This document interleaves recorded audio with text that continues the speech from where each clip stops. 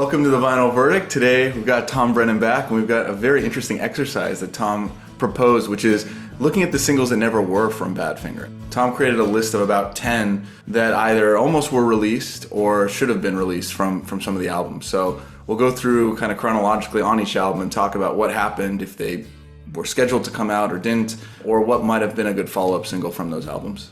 Let's start with maybe Tomorrow. I think that is kind of the first logical place. We know that Dear Angie did come out as a second single, but the next single after that would have been Come and Get It, right, with Badfinger. Actually, before Come and Get It, there was a list which came out with How Much Is the Sky CD that Y&T put out of 5 or 6 songs, and none of them ever got recorded because Come and Get It came along from Paul McCartney. So Give It a Try was maybe the first song that the Ivies wrote as a single, but it never came out as a single. So what happened there? Yeah, they were trying to follow up maybe Tomorrow and try to get another song that would do better in the charts than maybe Tomorrow. So Mal Evans worked with them to try to do a song that was as commercial as possible. But some people thought they overdid it too much, went overboard. But Mal Evans spent a lot of time with them. He actually did 2 recordings of it. It got rejected, but it ended up on the UK Magic Christian Music album. That's always peculiar too, that it's only on the UK version, but missing from the US version. Do you think that was intentional or just... Maybe just it wasn't appropriate for the US market, possibly. I always have thought too, a little off top, my pick, I thought I'm in Love always sounded like a single to me. It's not an album track, it's just kind of a hook. It grabs you right away. I mean, I guess once they finished the album, they were already thinking about writing a new song for a single, not picking another one from the existing album. Yeah, I'm in Love was one, the Ivies version of it, one that McCartney didn't like with the background talking. He told them they should change that, and they did change it later. When McCartney and Mal Evans put together Magic Christian Music, they took out that Ron Griffiths talking on there, so re-recorded Tommy's vocal on it. Did they? I didn't know that. Oh, yeah, it's totally re-recorded. You could tell because it's not as good as the original. It's kind of not as enthusiastic. He sounds like he's forced to do it. Like, I think what's peculiar about this era too of Ivy's Badfinger is that they were doing the Beatles playbook of putting songs on singles and not including them on their albums, and that would change almost completely, right? Once Badfinger started, the singles were always on the album, the B-sides were always on the album. Yeah, that was very different. I don't think Badfinger had anything. They didn't have any rare B-sides. Yeah. Only alternate mixes. That's the only variation they had. Okay, so let's move on to Magic Christian Music. Got the album ready here, right? So single was obviously Come and Get It with Rock of All Ages. What do you think could have been another single from that album? Well, Carry On Till Tomorrow almost was a single. When they started recording the No Dice album, that song was very popular with the public. And I even dug up an ad from Iowa for a radio station, and it even gotten into the top 10 there. Really? So it did get a lot of good feedback from American DJs, and that's probably the reason why they went ahead and did an edit, a 45 edit of that song. They also promoted it on TV appearances. The only problem was the timing wasn't good because they came out with No Matter What. That's why it ended up on the B-side. But actually, if you think about it, it's really a double A-side because radio stations they played both sides of the single. I think that's a great track. Obviously, it changes things a bit. I would say it makes Tom Evans much more dominant in the group too, because he had maybe Tomorrow, the first single, he's singing, he's the voice of Come and Get It, and if he was also kind of the next single and that had some potential, I can see the momentum of that changing. He would really be the voice of the band. Yeah, that was pretty much the end of him. From there, Pete Ham dominated all the singles. Again, there just wasn't enough time to get all these things out. Things were moving so quickly. The band was progressing, and their older material became dated. Mm-hmm. So they had to keep moving forward. They couldn't put out things that were outdated. The public wouldn't buy them. Not in the US or the UK, but it is interesting in kind of some of those secondary markets. Because I have this one, which you mentioned on your page as well, Carry On Till Tomorrow in Japan, right, in 1972. this came out as a Yeah. single with Without You. So it did seem like they were trying to maybe get fans to go back after the success of Straight Up, but kind of retroactive, because you're right, at the time in 1970, 71, nobody was releasing Carry On as an A-side. Yeah, that release was put out because of the success of Harry Nilsson's version of Without You. Yeah. So they were trying to cash in on that. Yeah. So that's Magic Christian music. We get to No Dice, and the single is obviously No Matter What. We all know that one very well. I think some countries were considering Love Me Do as a possible single with Blodwyn or Believe Me on the B-side. Yeah, I've got that Amame one in here somewhere that I reviewed. Yeah. This is the Argentina one, but yeah. But it was part of their stage act.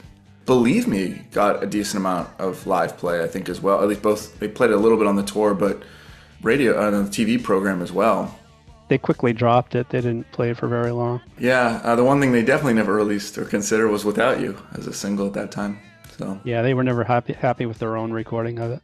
So now, before we get to Straight Up, there's another version of Straight Up that they recorded, right, but didn't release. And there was consideration of a single for that preliminary. Actually, two. Yeah, two. You're right, yeah. Two possibilities. The first one is I'll Be the One, which has kind of really grown in appreciation over the years. It felt, it went from kind of just being this like demo to people recognizing, no, that was a real studio recording. And now it's even included on some of the compilations, I think, and kind of highly rated in their plays. Yeah, it's considered one of the greatest hits. The version that came out was supposed to be the single edit. The album version was supposed to have an introduction part, but hasn't been released. It's a very different sound. I'll say that's the one of everything that kind of rose me. Is like there's almost a different trajectory I think the band would take if that had been the single, because it does sound much more like the Badfinger of No Dice. It's got the country kind of authentic 4-piece feel to it before all the production that George Harrison's going to bring to the album. I can't imagine him reworking that song in any way. It would have been nice to have a single with Joey and Tommy singing instead of Pete, just to break the string of all Pete Ham A-sides. Yeah. It's a cool one too, because it's written by all four of them, right? Maybe similar to Give It a Try, where it's like they're really trying to put out a single and everyone's contributing to it. I think it's a Tom Evans. Tommy Evans wrote most of it? Yeah, I mean, I know there's that home demo of his that came out. They're all given... a solo version later on, yeah. So I think Tommy wrote most of it. Sounds a lot like 8 Days a Week. Yeah, it's a little bit too similar to that. And again, when they're trying to like break from that Beatle image, that might have been a consideration. Yeah, that's true. That but it's beautiful harmonies. Beatle-y. To me, it feels still like it's in line. I always forget that it's not a No Dice recording, because something about it just feels so No Dicey to me.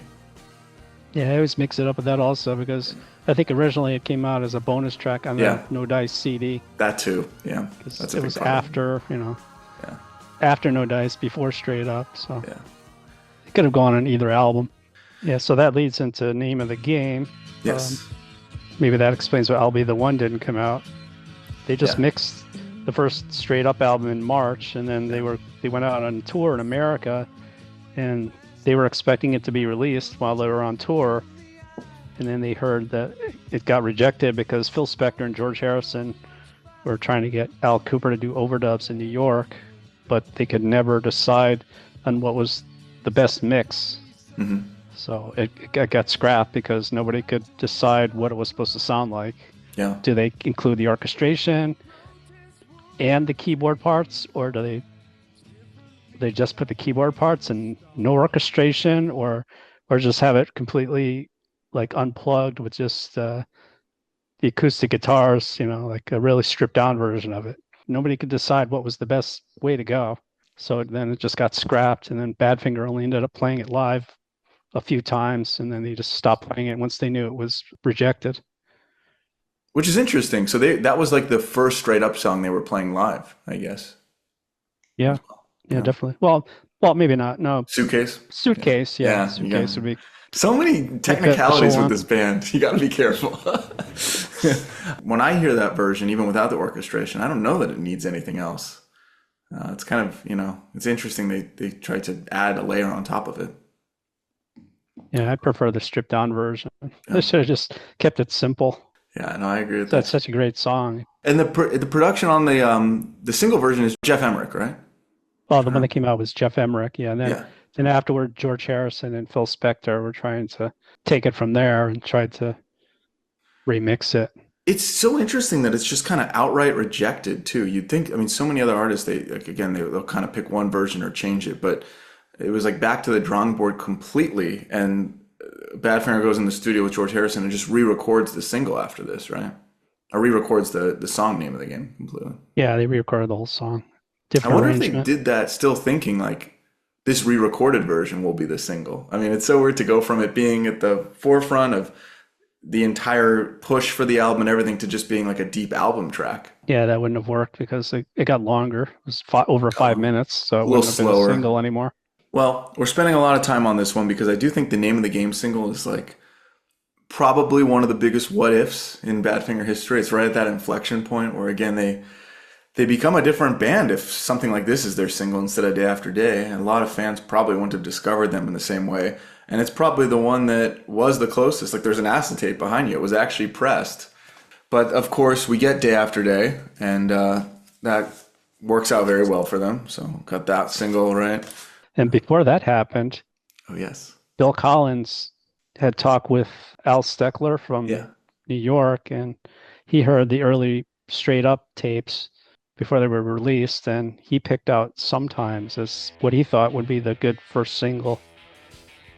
How about that? I don't think that's ever been documented anywhere. But yeah, you saw in Bill Collins' diary the fact that that's a pretty strong vote of confidence from Al Steckler to say sometimes is the next single.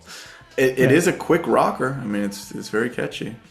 it would have been good for the American market, I think, to have a rock single. They finished the album in October or November. Hmm, So I think around October that interesting. was talked about.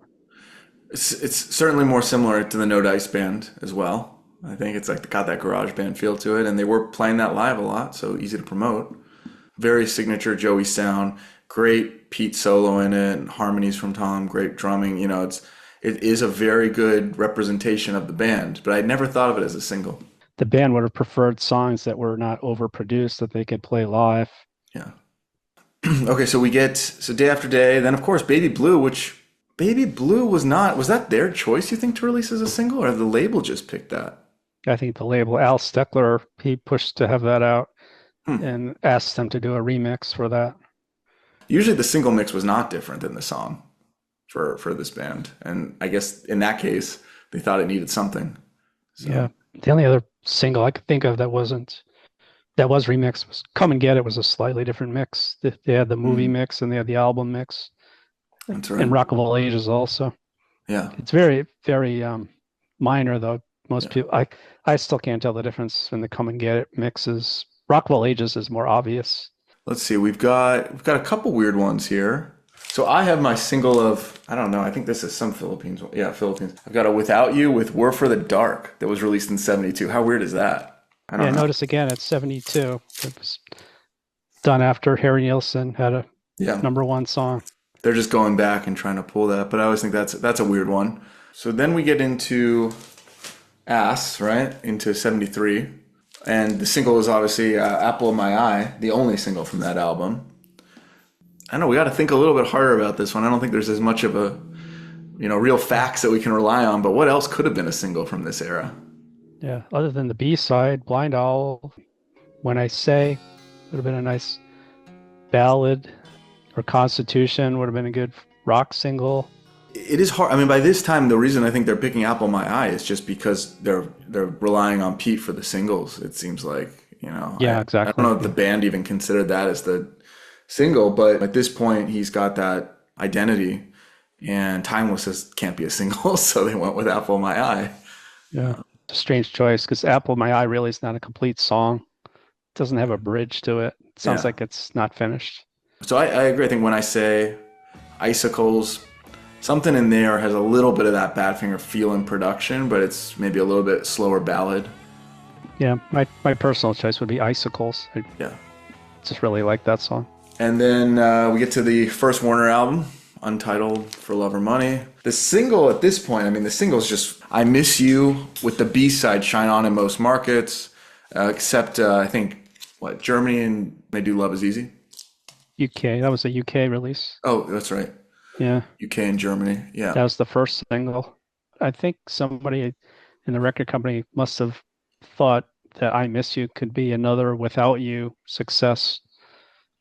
That's the only thing. I've heard that rumor for many years, but I've Really? never been able to validate or verify that. To me, it always, the first track. It just seems like they figure that the album opener is the single. I don't even know if they ever listened to it. That's how I always interpreted it. But Yeah, that's possible.